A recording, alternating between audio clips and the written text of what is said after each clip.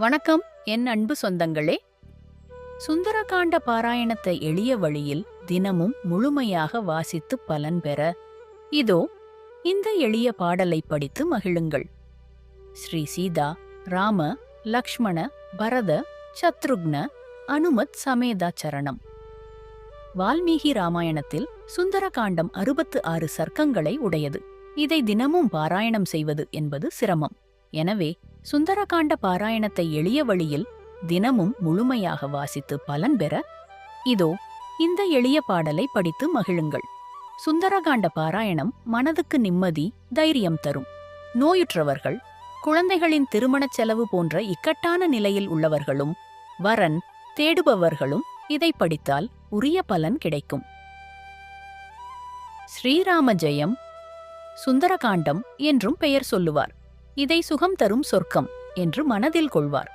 கண்டேன் சீதையை என்று காகுஸ்தனிடம் சொன்ன கருணைமிகு ஸ்ரீராம பக்த ஆஞ்சநேயர் பெருமைகிது.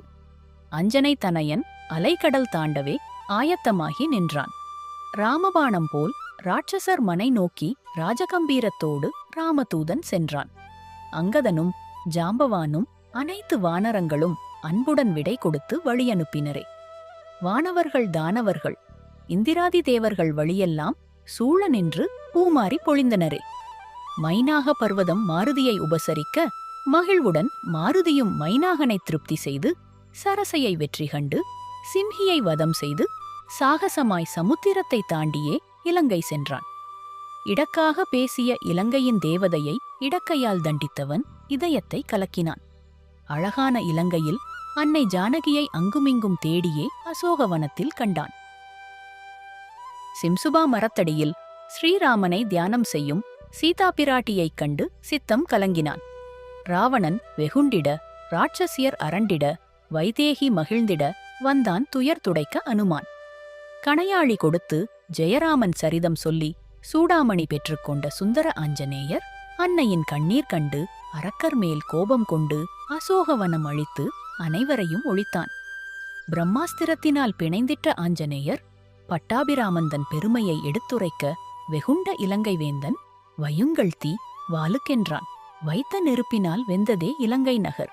அரக்கனின் அகந்தையை அழித்திட்ட அனுமானும் அன்னை ஜானகியிடம் அனுமதி பெற்றுக் கொண்டான். ஆகாய மார்க்கத்தில் ஆஞ்சநேயன் தாவி வந்தான். அன்னையைக் கண்டுவிட்ட ஆனந்தத்தில் மெய்மறந்தான்.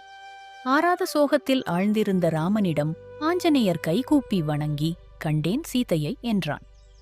வைதேகி வாய்மொழியை அடையாளமாக கூறி சொல்லின் செல்வன் சுந்தர ஆஞ்சநேயர் சூடாமணியை அளித்தான்.